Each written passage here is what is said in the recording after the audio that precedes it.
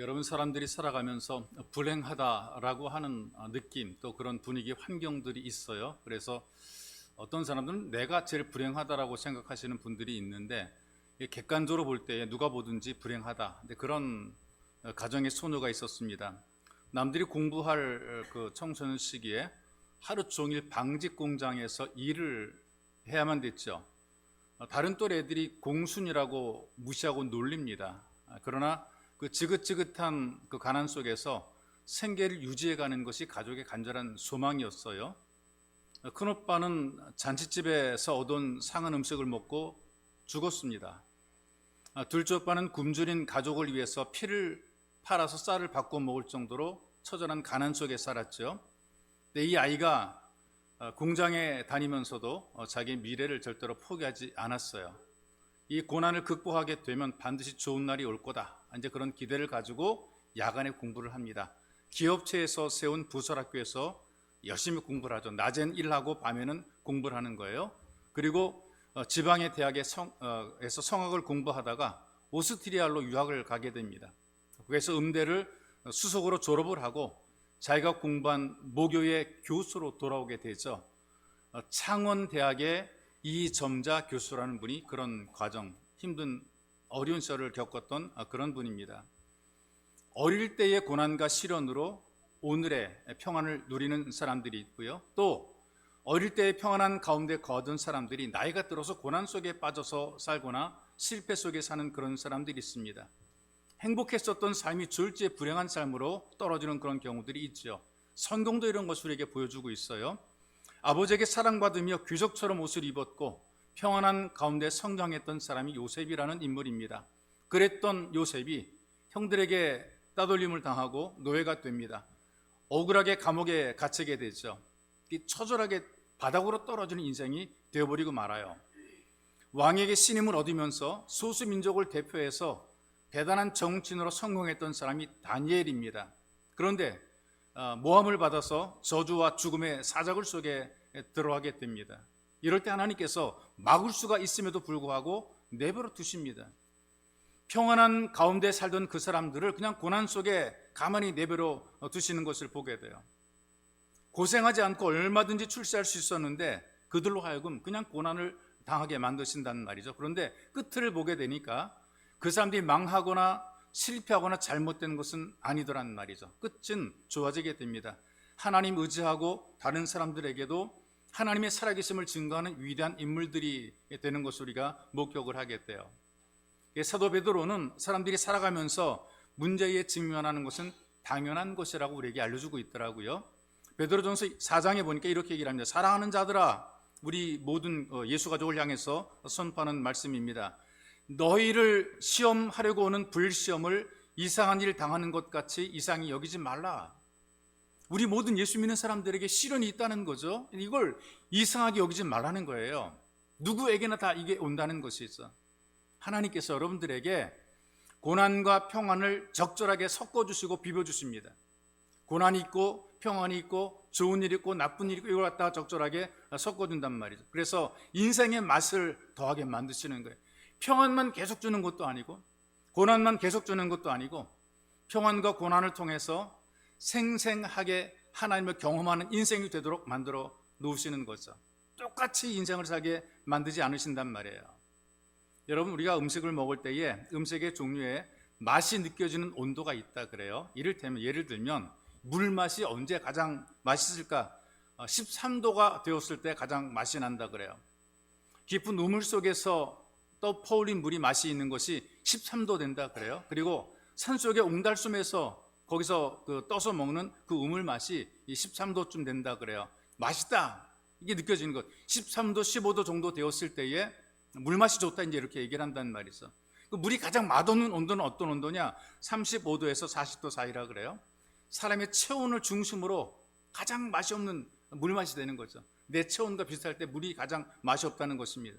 근데 여러분들이 마시는 커피라든가 차는 언제 가장 맛있는가? 온도는 어떤 온도인가? 체온보다 높아야 맛있어요.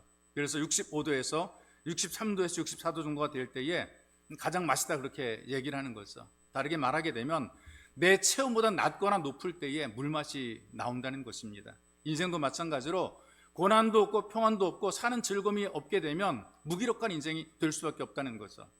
인생의 맛을 아는 것은 때로는 고난을 경험하기도 하고 때로는 평안을 누리기도 하는 그런 삶을 통해서 인생의 맛이 느껴지게 된다는 거죠. 이걸 모르게 되니까 살아도 사는 것 같지 않고 죽어도 그만이고 살아도 그만이에요. 일을 해도 그만이고 안 해도 그만입니다. 다 먹여줍니다. 선진국들이 사람들에게 모든 복지 혜택을 다 주게 되죠. 살아야 되는 의미가 없는 거예요. 내가 왜 일을 해야 되지? 태어나서 죽을 때까지 국가에서 다 먹여주는데 내가 일할 이유가 없다는 겁니다. 삶의 의미를 잃어버린 이 많은 사람들이, 특별히 젊은이들이 미래를 바라보고 더 이상 희망이 없다 생각해서 그들이 죽어요. 그리고 마약에 중독돼요. 살아도 별 재미도 없는 것이고 죽어도 별 큰 의미가 없는 것입니다. 그래서 사나 죽으나 똑같다 생각하고 그냥 죽어버리는 경우들이 많다는 얘기죠. 늘 평안함이 계속이 되게 되면 이 평안한 것이 얼마나 평안한 것인지, 얼마나 좋은 것인지 모른단 말이죠. 여러분, 고난이 계속돼 보세요. 사는 게 진저리가 나요. 왜 인생은 왜 이렇게 힘들고 어려울까? 근데 여러분, 좋은 날만 계속되게 되면 처음엔 좋은데요. 그러나 계속 좋은 날만 되게 되면 사막이 돼버리고 만다는 얘기죠. 때로는 바람 불고 비도 오고 그래야 비옥한 땅이 되는 것입니다. 그렇다고 늘 굳은 날씨가 되게 되면 살기 힘들게 되고 결국에는 황무지가 될 수밖에 없어요. 그런데 하나님은 좋으신 우리 아버지십니다. 우리의 인생길에 평안도 주시고 고난도 주시고 이걸 비벼서 우리 인생을 맛있게 만들어 놓으시는 것이 있어. 어떤 때는 고난으로 인도해 가실 때가 있고 어떤 때는 평안함으로 이끌어 가실 때가 있습니다. 왜 그러냐? 평안하게 되니까 쓸데없는 찌꺼기가 만들어지게 돼 있어요. 여러분, 그 신앙생활에 있어서 너무나 편하게 신앙생활하게 되면 마음속에 세속의 찌꺼기가 자꾸만 끼어들게 돼 있다는 말이죠. 이스라엘 백성들이 포도주를 만들 때에 큰 통에다가 이 포도송이를 다 넣고 발로 막 밟아요. 그 통 속에 포도즙 껍질 찌꺼기들이 다 그 안에 들어있단 말이에요. 그래서 그 큰 통을 가만히 두었다가 다 가라앉힌 이후에 위에 있는 포도즙만 다른 통으로 살짝 옮깁니다. 또 찌꺼기를 가라앉히고 또 다른 통으로 옮기는 거죠. 여러 차례 찌꺼기를 가라앉히고 또 다른 통으로 옮기면서 맛과 향이 좋은 포도주를 만들어 내는 것입니다. 예레미야 선지자가 이걸 예를 들어서 평안했던 민족이 어떻게 망해가는가를 예를 들어 설명을 했어요. 모압이라고 하는 그런 족속이 있었어요. 그들은 지구상에서 사라져버리고 말았어요. 망하게 될 것을 예언하게 됩니다. 모압이 누구냐? 아브라함의 조카인 롯의 후손입니다. 이스라엘 변망 국가로 있었죠. 근데 이 모압이라고 하는 그 나라는 옛날부터 외세 침입이 없었습니다. 포로로 잡힌 일이 없었습니다. 걱정도 없고 근심도 없고 사는 게 아무런 문제가 없단 말이죠. 그러다 보니까 그들의 삶에 찌꺼기가 끼게 된 거예요. 예레미야 48장 11절에 이렇게 얘기를 합니다. 모압은 젊은 시절부터 평안하고 포로도 되지 아니하였으므로 마치 술이 그 찢기 위에 있고 이 그릇에서 저 그릇으로 옮기지 않은 것 같아서 그 맛이 남아있고 냄새가 변하지 아니하였도다. 이게 무슨 말이냐면요, 좋은 포도주가 되기 위해서 이 그릇에서 저 그릇으로 여러 번 자꾸 옮겨져야 된다는 말이죠. 근데 가만히 있는 거예요. 그대로 내버려 뒀더니 옛 습관 그대로 머물러져 있는 것이고 뭐 좋은 것은 좋고 싫은 거 아닌 것은 아니고 그냥 안주해 버리고 마는 거란 말이죠. 삶을 고칠 생각도 하지 않고 바꿀 생각도 하지 않고 갈수록 그냥 그대로 부패해져 버리는 거예요. 그대로 고여 있게 되니까 썩어 버리게 되는 거란 말이죠. 하나님께서는 이 모압을 변화시키기 위해서 그리고 다른 사람들에게 어떤 변화를 도전하기 위해서 침략을 당하게 만들고 고난이 오도록 만들겠다 이렇게 말씀하는 거예요. 여러분, 신앙생활하면서도 모압처럼 그냥 막연하게 평안한 속에 들어가 있게 되면 자기도 모르게 찌꺼기가 만들어지게 되어 있습니다. 선명한 신앙생활을 못하게 되어 있어요. 예수를 믿어도 선명하게 분명하게 예수를 믿지 못하게 되어 있어요. 그 중에 하나가 뭐냐? 무관심의 찌꺼기가 끼게 되어 있습니다. 아무것도 부족한 것이 없다. 이런 사람들은 하나님을 안 찾게 되어 있습니다. 왜? 천국보다 지금 사는 세상이 더 좋단 말이죠. 내가 누리는 이 문화생활이 훨씬 좋은데 여러분께서 교회는 안 와도요, 공연은 보러 가고요, 운동 경기는 응원하러 간단 말이죠. 성경은 안 읽고도요, 잡지는 매월마다 주문해서 읽는 사람들이 있어요. 무슨 옷을 입을까, 어떤 신상품이 나왔을까, 새로운 가구는 어떤 것이고 유행이 무엇인가, 이거 빠삭하게 꿰고 있어요. 전도는 안 합니다. 예수 믿자, 교회 나오자 그런 말 안 하는데 좋은 음점 가봤어? 거기 맛있더라? 같이 가자. 어디 맛있는 데는 끌고 가라 그래요. 경치 좋은 데 있으면 야 거기 좋더라 우리 함께 놀러 가자 이런 거 자꾸 전한단 말이죠. 내가 자리 맡아놨으니까 오라고 부른단 말이에요. 예수 믿으란 말은 한마디도 못해요. 영적인 생활은 굉장히 둔한 거죠. 이런 삶에 대해서 예수께서 경고하시잖아요. 누가복음 21장 34절입니다. 너희는 스스로 조심하라. 그렇지 않으면 방탕함과 술 취함과 생활의 염려로 마음이 둔하여지고 뜻밖의 그날이 덫과 같이 너희에게 임하리라. 영적 무관심이 신앙의 날개를 꺾어버린단 말이에요. 그 뉴질랜드라고 하는 그 지구촌의 섬나라가 있습니다. 아름다운 섬이라고 해요. 먼지도 없고 도로와 거리를 맨발로 다닐 수 있는 그런 그 무공해 지역이라고 합니다. 근데 거기는 맹수도 없어요. 해충이 없어요. 사람이 간 불편하게 만드는 해충이 없어요. 대부분의 짐승들이 온순하고요. 해충이 없으니까 거기 뭐 그냥 사는 게 되게 편해요. 그런데 이 뉴질랜드 날지 못하는 새가 있다는 거죠. 날개도 근사하고 색깔도 좋은데 날지 못하는 새. 아마 우리나라의 닭 같은 것 같아요. 태어나면서부터 한 번도 날아본 적이 없는 새는 새입니다. 조류라고 말하죠. 학자들이 왜 그렇게 되었을까 원인을 설명하는데 이렇게 얘기를 해요. 생명의 위협을 느끼지 못했다. 너무나 편안하게 생활하다 보게 되니까 내가 날아서 도망가야 될 부담이 없다. 그러니까 내 날 이유가 없으니까 날개가 퇴화되어버린 거라 이렇게 얘기를 하더라고요. 너무나 편하니까 새인데 새 같지 않은 새가 되어버리고 만 것이죠. 여러분 신앙생활도 마찬가지입니다. 너무나 편하게 지내게 되면 영적으로 만사가 무관심해지게 돼 있습니다. 그렇기 때문에 여러분 이 땅에 살면서 때로 고민하는 것도 괜찮은 거예요. 그 다음에 또 너무나 편안하게 되니까 게으름의 찌꺼기가 쌓이게 돼 있습니다. 게을러지게 돼 있어요. 다 모든 게 다 준비가 되니까요. 지혜를 가르치는 잠언의 말씀 19장 보니까 게으름이 사람으로 깊이 잠들게 하나니 태만한 사람은 줄일 것이니라 이렇게 경고를 주고 있습니다. 여러분 고난이 있거나 어려움이 있게 되면 어떻게 바뀌어주는 줄 아세요? 새벽기도 안 나오던 새벽기도 와요. 철하기도 하고 막 그래요. 기도원에 가서 금식한다 그래요. 왜? 문제가 있으니까, 고민이 많으니까. 삶이 편해지잖아요. 기도 안 합니다. 말씀도 안 읽습니다. 겨우 한 번 예배 드리는 것 굉장히 부담스러워 하게 됩니다. 영적으로 부담스럽게 게으르게 되면 세상 일에는 굉장히 분주한데 교회 일은 짜증스럽고 실증이 난다는 말이죠. 근데 세상에서 많은 것들을 자랑스럽게 생각하고 그 다음에 또 세상적인 일에 자기 주장과 고집이 강해지게 되고 살만하다는 얘기죠. 내가 뭐 구태여 성경 말씀 듣지 않고 설교 안 들어도 살만하다는 것이죠. 내가 지금까지 이렇게 살아왔음에도 불구하고 나 문제 없었다는 얘기예요. 나 여태까지 이만큼 살아왔는데 나 문제 없어. 나보고 뭐라 그러지 마. 고집이 세진단 말이죠. 성경이 이런 사람들에게 뭐라고 표현하느냐. 목이 고든 백성이라고 얘기를 해요. 목이 고든 백성. 평안함이 계속되다 보게 되니까 이런 게으름의 찌꺼기가 쌓여서 영적으로 막힌 상태가 됩니다. 알지도 못하고 알아듣지도 못하는 사람이 되는 거죠. 그래서 특별히 말하는 특별 관리 대상, 요주의 인물이 될 수밖에 없는 그런 존재가 되는 것입니다. 또 계속 평안함이 우리에게 주어지게 되면 탐욕의 찌꺼기가 차오르게 되어 있어요. 여러분 탐욕이 없는 사람들에게 갖고 있는 것이 아니라 쌓이면 쌓일수록 욕심이 점점 더 많아지게 됩니다. 편안할수록 점점 탐욕이 들어오게 되어 있어요. 열심히 일하는 사람들에게는 탐욕이 들어올 여유가 없단 말이죠. 편하게 살고 할 일이 별로 없으니까 생각하는 게 자기 탐욕을 만족시키는 거란 말이에요. 편하게 살려고 자꾸만 하다 보게 되니까 점점 이 탐욕의 미혹이 되는 거죠. 사람들이 강도 또 그다음에 또 도적 같은 이런 범죄에 연루가 된 이유도 이 탐욕이 차오르게 되니까 이런 범죄 연루가 되는 것을 보게 돼요. 요즘에 자기가 원하는 대로 안 해준다고 살인하는 경우들이 있잖아요. 돈이 된다면 부모도 형제도 버리는 경우들이 있고요.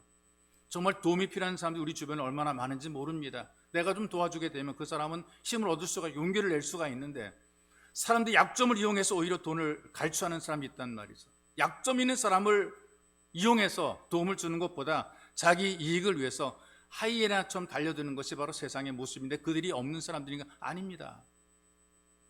참 먹고 살만한 사람들이, 충분히 남을 도와주고도 먹고 살만한 사람들이 남의 약한 것을 붙잡고 약한 약점을 붙잡아서 자기 이익을 챙기는 사람들이 너무나 많다는 거예요. 이런 사람들이 우리 주변에 너무나 많이 있어요. 저는 이런 사람을 계속 보여 인간이 이렇게 변하게 되는데요.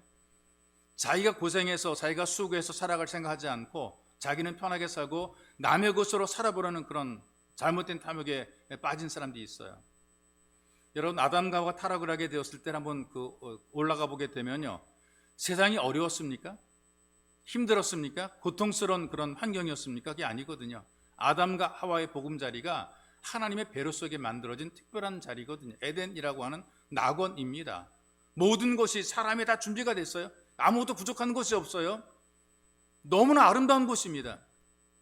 모든 게 다 충족이 되는 그런 곳입니다. 그런데 그런 평안 가운데에서 다 누릴 수 있는 그 낙원임에도 불구하고 마귀의 미혹에 빠지게 되니까 탐욕이 생기잖아요. 하나님을 거역하게 되고 불순종하게 되고 자기 탐욕을 채우려고 하잖아요. 이 평안이 찌꺼기가 계속 쌓이게 되니까 탐욕이 되어버리고 만 것이 있어. 또 사람들이 계속 평안하게 되니까요, 교만하게 됩니다.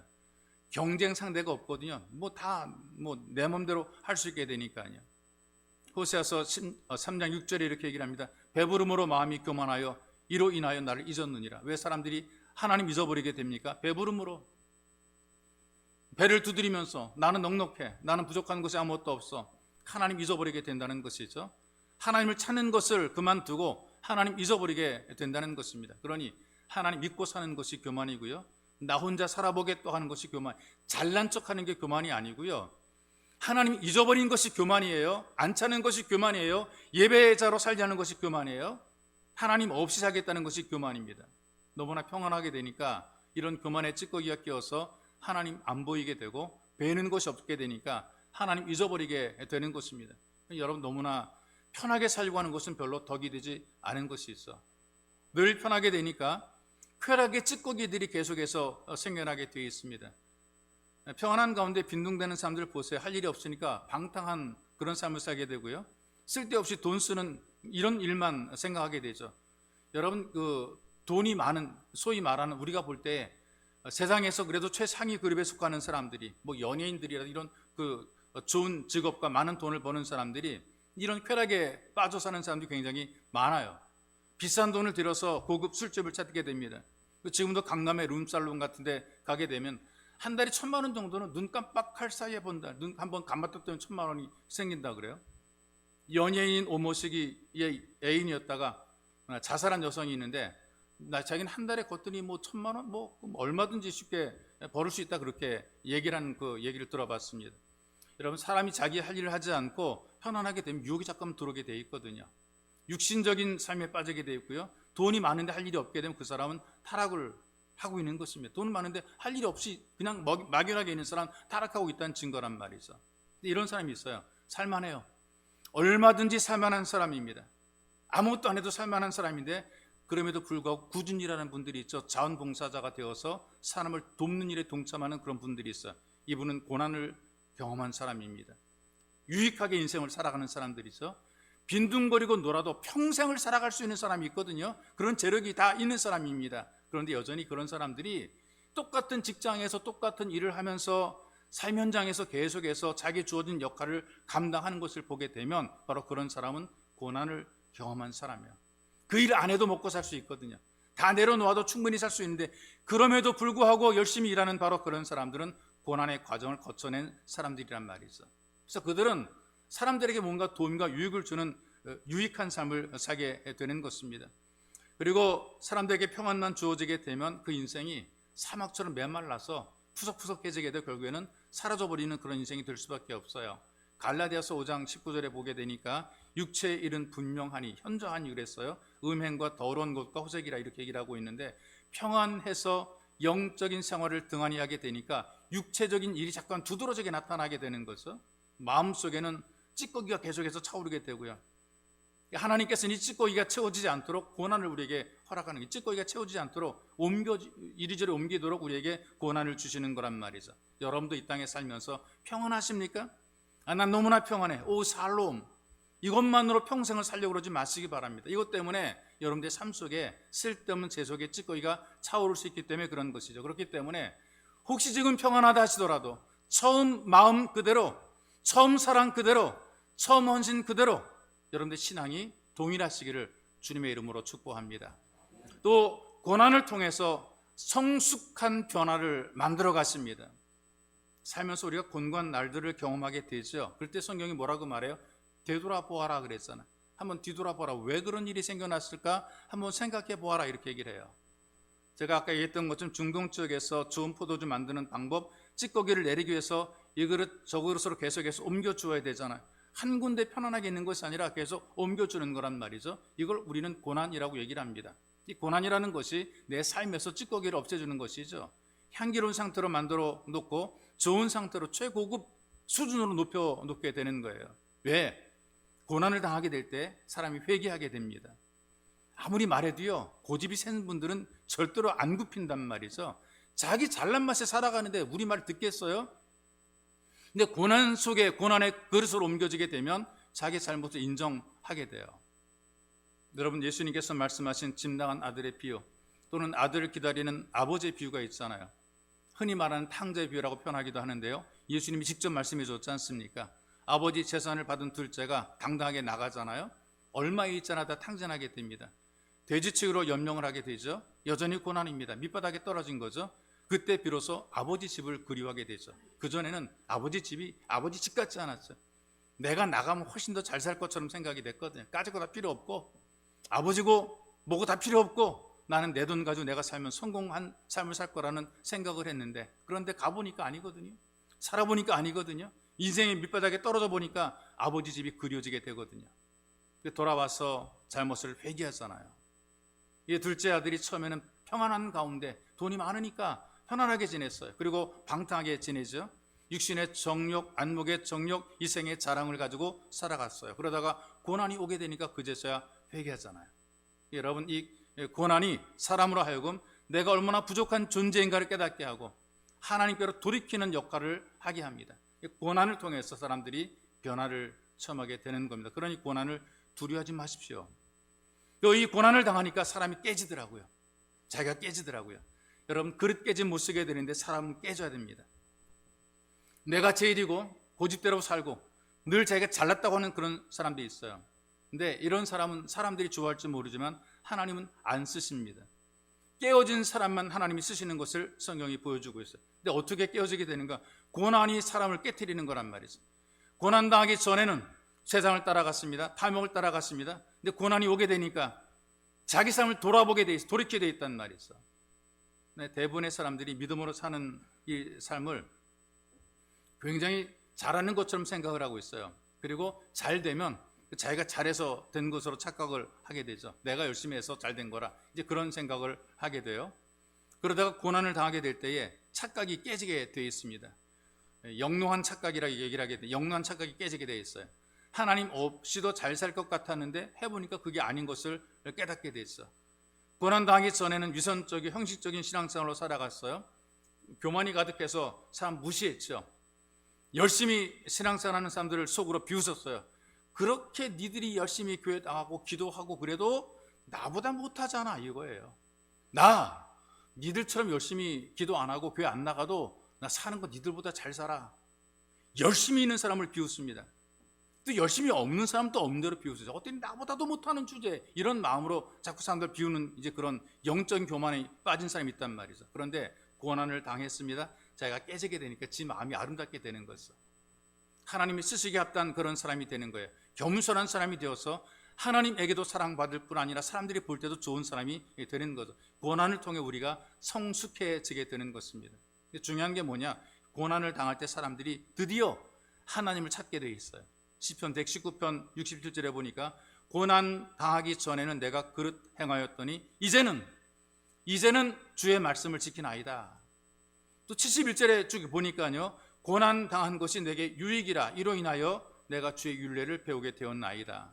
여러분, 고난이 지겨운 것이고 피하고 싶은 것이잖아요. 누가 이 고난을 좋아할 사람이 누가 있겠어요? 그런데 성경의 말씀을 보게 되니까, 체험한 사람들의 고백을 들어보게 되니까 이 고난이 오히려 자기에게 유익이 되었다라고 고백을 합니다. 고난 때문에 내가 바른 길로 들어서게 되었다라고 고백을 합니다. 고난 때문에 내가 하나님 찾게 되었다라고 이야기를 하게 되는 것을. 고난 받으면 모든 성도들이 하나님을 찾게 돼 있습니다. 믿음이 없는 사람들은요, 고난 속에서 오히려 파멸해 가더라고요. 믿음이 없으니까 심각한 그 절망 속에 빠지게 되고 의욕을 잃어버리게 되고, 심지어 고난 당한다고 자살을 하는 그런 사람도 있죠. 고난이 사람을 망하게 만들어요. 어떻게 망하게 만드냐? 작은 고난으로 더 큰 고난을 자꾸 만들어가요. 눈덩어리 이리 굴리고 저리 굴리는 것처럼 처음에 이 작은 고난이 점점 큰 고난이 되는 거예요. 이 불신자들이 그렇게 자기 인생을 만들어 가는 거죠. 그런데 하나님 믿는 믿음의 자녀들은 고난을 당하게 될 때에 하나님을 찾게 됩니다. 큰 고난을 작게 만들어요. 하나님이 크게 보이고 고난은 작게 보이는 거예요. 하나님을 찾게 만들어요. 하나님을 부르게 만들어요. 그래서 응답하시는 하나님을 경험하게 만들어요.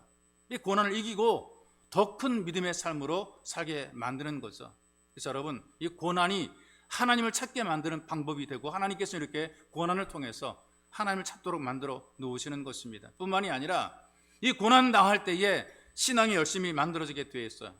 열심히 막 교회 봉사하고 충성하고 섬기던 사람들도요, 막 생활에 복이 임해지게 되고 삶이 평안해지게 되고, 그럼 신앙이 점점 미지근해지게 돼 있어요. 열심히 있던 사람이 미지근해지게 되고 세상으로 흘러가게 되고, 우리 인간의 약함이란 말이죠. 그만큼 우리가 이 땅에 발을 딛고 살기 때문에 그런 그 미혹을 받게 돼 있단 말이죠. 하나님께 복을 받으면 잘 되면 잘 될수록 더 우리 마음이 하나님 향해 뜨거워지면 좋을 터인데, 복을 받을수록 신앙이 식어가는 경우들이 꽤 있다는 얘기예요. 예를 들어 설명할게요.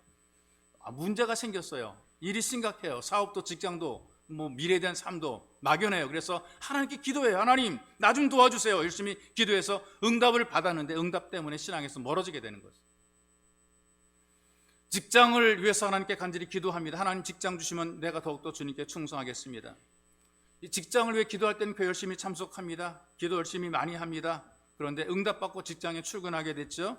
그 다음부터는 주님께 충성하는 것이 아니라 직장에 충성하느라고 교회와는 멀어지게 되는 일들이 만들어지게 돼요. 오랜 세월이 지나도 여전히 멀리 가 있는 모습, 직장에 충성하느라고 병 낫기를 위해서 간절히 기도하고 예수님의 이름으로 치유가 되어 건강이 회복이 되었단 말이죠. 그러면 어떻게 됩니까? 감사함으로 주님의 일에 동참하고 더 열심히 예배자가 돼야 돼요. 근데 기도 응답으로 건강이 회복되었어요. 더 건강하게 살겠다고 운동 다녀요. 주일에도 등산 가고 예배보다 운동을 더 즐깁니다. 건강을 회복하고 죽기 전에 천국 구경하겠다고 놀러 다닌단 말이에요. 죽기 전에. 이 깨닫지 못하게 되면 더 심한 고난을 당해야 하나님을 찾게 돼 있어요. 여러분, 우리가 정신을 차려야 됩니다.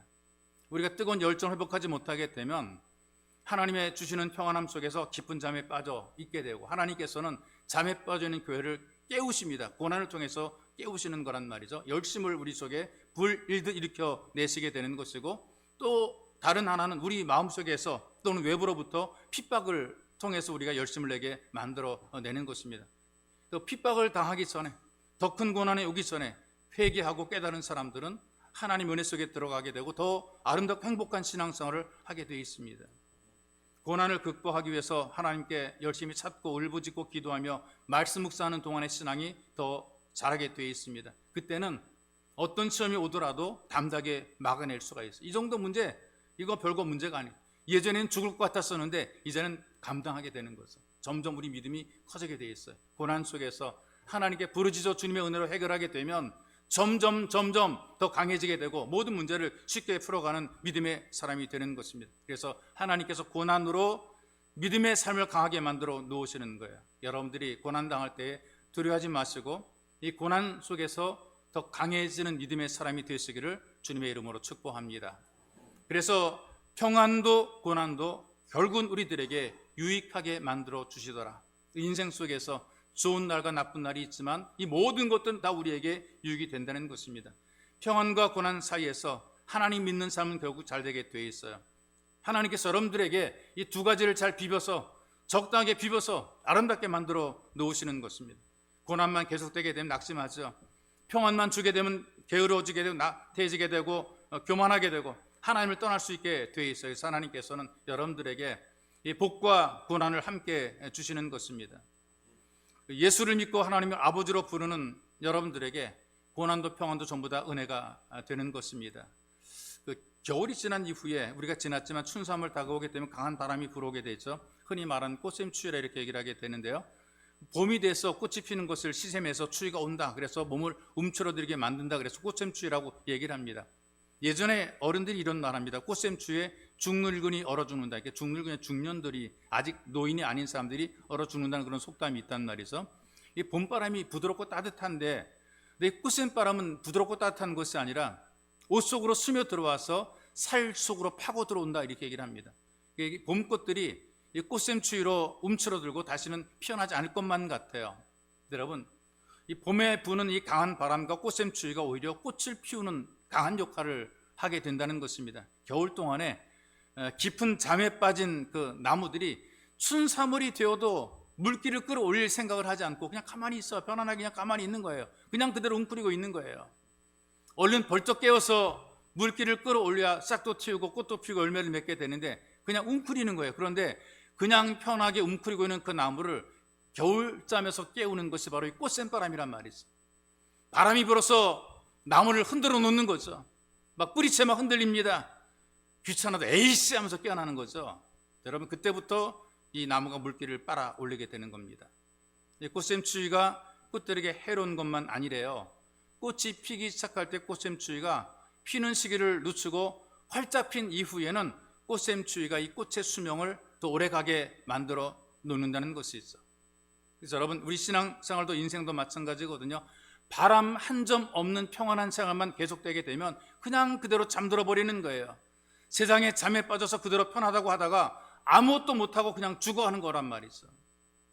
혹시 지금 이런 마음을 갖고 계신 분이 있는지 모르겠어요. 아무 일도 하지 않고 귀찮게 신경 쓰는 거 싫고 교회에도 동참하기 싫고 관여하기 싫고 그냥 나 혼자 편안하고 즐겁게 살다가 가면 좋을 것 같다. 그런 사람은 점점 지금 죽어가는 것입니다. 어떻게 죽어가느냐? 그냥 죽어가는 것이 아니라 개구리 죽듯이 죽어가고 있다는 말이 있어. 종종 예로 설명하잖아요. 개구리 잡아다가 펄펄 끓는 물을 끓게 만들게 되면 놀라가지고 이 개구리가 펄쩍 뛰어나간다는 말이죠. 근데 개구리가 제일 좋아하는 온도가 있어요. 자기 몸에 맞는 온도, 따끈한 온도로 딱 데펴놓게 되면 이 평안해진 개구리가 눈을 지그시 감고 즐깁니다. 이 개구리가 그 목욕 사우나를 즐기는 거죠. 들어가 앉아가지고. 근데 이 갈수록 물을 막 뜨겁게 만들어 놓게 되면 뛰쳐나가면 사는데 이 사우나 즐기느라고 가만히 웅크리고 있는데 나오지 않고 있다가 그렇게 평안하게 즐기다가 그냥 그대로 혹 삶아져 죽게 되는 것이거든요. 편안하게 만들어 주게 되니까 그냥 그대로 죽어요. 여러분, 우리가 죽을 때 죽더라도 개구리처럼 죽어서는 안 되는 거란 말이죠. 예? 개구리처럼 죽지 말란 말이에요. 고난의 바람이 불어서 흔들어대게 되면 잠에서 깨어나게 되어 있습니다. 나 이렇게 살면 안 된다라고 정신을 차리게 되어 있고요. 생전에 한번 안 하던 기도하게 되어 있고요. 구석에 던져두었던 성경, 먼지가 뿌옇게는 그 성경 들고 찾아 읽게 되어 있습니다. 그러니 신앙생활이 평안해도 좋은 것은 아니고요. 항상 환난을 받아도 결코 나쁜 것은 아닙니다. 우리가 복받아 편안했을 때도 늘 깨어서 기도하는 이 한결같은 마음이 필요한 것입니다. 이런 마음으로 우리가 살아가야 돼요. 피곤하고 힘들어도 처음 마음처럼 그렇게 살아가야 돼요. 고난 속에 있을 때 하나님만 붙잡고 살았어요. 그럼 우리가 회복된다는 믿음을 가지고 우리가 기도했는데 이 믿음, 이 마음 우리가 포기해서는 안 되는 것입니다. 여러분, 고난 속에 있든지 평안한 가운데 거하든지 하나님 향한 믿음과 삶의 태도가 분명하고 확실해야 됩니다. 믿는 것처럼 믿는 게 아니라 진짜 믿어야 돼요. 다니는 것처럼 다니는 게 아니라, 교회를 다니는 것처럼 다니는 게 아니라 진짜 와야 되고 다녀야 되는 거란 말이죠. 믿는 것처럼 아니에요. 믿어야 되는 거예요. 여러분과 저는 평안과 고난 사이에서 살아갑니다. 근데 하나님께서는 우리를 평안과 고난 사이에서 가장 안전하게 돌보시는 보호자가 되십니다. 평안도 유익되게 하시고 고난도 유익되게 하십니다. 여러분들의 삶을 하나님의 손에 맡기시기를 주님의 이름으로 축복합니다. 기도합시다. 기도할 때 평안 속에서 만들어지는 찌꺼기로 우리 영혼이 손상되지 않기를 기도합시다. 하나님, 너무나 편안해서 내 마음에 아무런 염려 근심 없기 때문에 내 영혼이 손상될까 두렵습니다. 예배가 무기력해질까 두렵습니다. 하나님, 처음 마음 그대로, 처음처럼 간절함으로, 처음처럼 안타까움으로, 처음처럼 하나님 향한 마음 허락해 주옵소서. 평안함으로 무관심해지고 게을러지고 탐욕이 가득해지고 교만하고 쾌락에 빠지지 않도록 주님 도와주옵소서. 여러분 기도하시고, 혹시 여러분들이 고난을 당하고 어려움이 있습니까? 이 고난을 통해서 우리 믿음이 더 성숙해지기를 기도하기 원합니다. 고난 때문에 회개하고, 고난 때문에 겸손해지며, 고난 때문에 하나님을 찾게 되고, 고난 때문에 신앙의 열정이 회복이 됩니다. 주여, 고난도 유익이 되고 평안도 복이 되게 하옵소서. 이런 마음으로 기도하기 원합니다. 함께 기도하시겠습니다. 살아계신 아버지 하나님, 고맙고 감사합니다. 우리를 예수 가족으로 삼아주시고 예배자로 부르셔서 하나님의 집에서 하나님을 경험하는 예배자로 인도하시니 하나님께 감사와 영광 올려드립니다. 평안과 고난 사이에서 하나님의 손이 함께 있어 우리를 비벼주시고 이리저리 만드셔서 우리로 하여금 더 나은 믿음 생활하게 하시니 하나님 감사를 드립니다. 평안 가운데 기뻐하며 감사함이 있다가 고난이 오게 될 깊이 생각하며 회개하여 우리 믿음과 삶을 돌이키게 만드셔서 우리로 하여금 하나님의 은혜를 깨닫게 하시니 하나님께 감사와 영광을 올려드립니다. 말씀을 기억하며 주님, 우리가 주의 말씀을 따라 하나님께 주어진 평안함 속에서 기뻐함과 감사한 예배자가 되게 만들어주시고 고난을 당할 땐 깊이 생각하며 우리 자신을 돌아봄으로 말미암아 더 나은 믿음의 삶을 살아가도록 우리에게 은혜를 더 입혀 주시옵소서.